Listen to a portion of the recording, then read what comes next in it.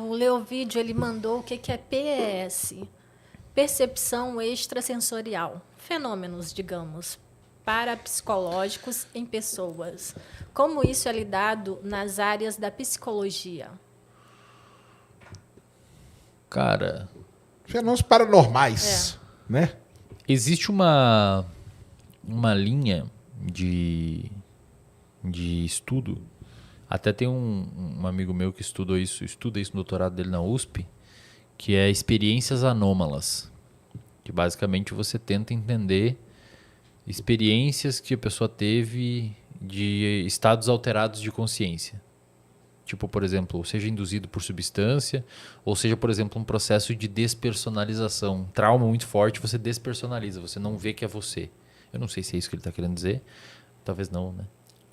Eu acho que ele tá não, mas falando- pode explicar isso aí, porque isso aí é legal pra caramba. Despersonalização, assim, quando você tem um trauma muito forte, o seu cérebro, eu sei que vai parecer estranho o que eu vou falar, mas ele despersonaliza, ele interpreta que aquilo não está acontecendo com você, que é outra pessoa que está sofrendo. É bem assustador isso. Acontece muito com quem sofre abuso, né? Esse percepção Sensorial. É coisa de, coisa de não sei. paranormalidade. Paranormal. Não sei, não sei. É ver fantasmas. Você pode ter uma alucinação, E a né? paralisia do sono? A paralisia do Eu sono. tinha bastante, assim, todos os dias eu tinha, tanto que eu aprendi, inclusive, a controlar, saber quando eu ia ter e acordar antes de acontecer. Assim, só pra terminar aquele outro. A percepção extrasensorial e tal, você pode ter uma alucinação, um delírio. Você tem a descarga dopaminérgica absurda e você enxerga alguma coisa ou escuta alguma coisa. Isso existe, né? Por exemplo, psicose induzida por uso de cocaína. Você dá uma paulada tão grande de dopamina que você alucina. Paralisia do sono. Eu não sei, confesso, a neurobiologia da paralisia do sono. Cara, sono e sonhos é um bagulho, um universo que se abre assim, de gente que estuda, principalmente sonhos. A paralisia do sono, até onde eu sei, o seu sistema perceptivo acorda, mas o seu sistema motor não.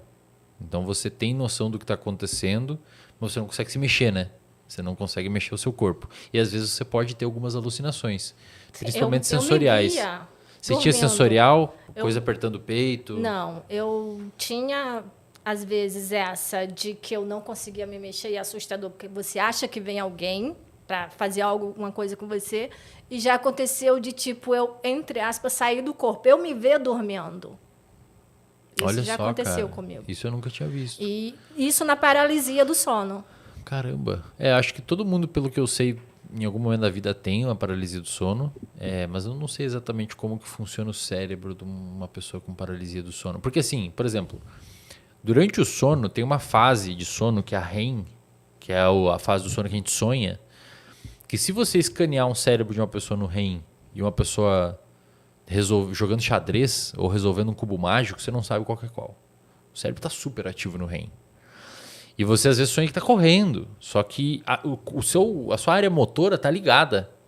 Só que existe uma inibição de enviar essa informação para movimentar. Às vezes essa inibição falha um pouquinho e você dá um chute. Dá um tilt, né? Dá um tilt. Ou aquele cachorrinho que está sonhando e que está correndo e ele tá ligado. É legal pra caramba isso, Os né? mamíferos sonham, né? Pássaro sonho também. Sonho é um Aí comportamento tem que ir ali no preservado. HC. Você dorme ali, cheio de negócio na cabeça. Aí eles te dão um aparelho, você leva pra casa. Isso, aí Você dorme aquele monitora. aparelho ligado. E aí depois você leva lá, eles vão saber tudo. O que você dá, o que acontece, quanto que você mexe. Mas a paralisia do sonho acho que deve ser mais ou menos alguma coisa assim. Você liga o perceptivo e o motor fica desligado. E aquele lance de... Eu já conversei aqui com a galera, né? Com o Alberto Delíssola, né? Com essa turma aí, né? E eu sempre gosto de perguntar sobre ele, lógico, né? Porque ele é o cara da hipnose, né? E o lance da hipnose? Eu não estudo hipnose, Não? cara. Eu não sei de hipnose, não sei nada de hipnose. Não, Entendi. nunca acompanhei literatura, não... Zero, nem sei quais são as vertentes, assim. É que eu gosto de falar porque eu, numa época aí sombria da minha vida, mexia com ufologia, né?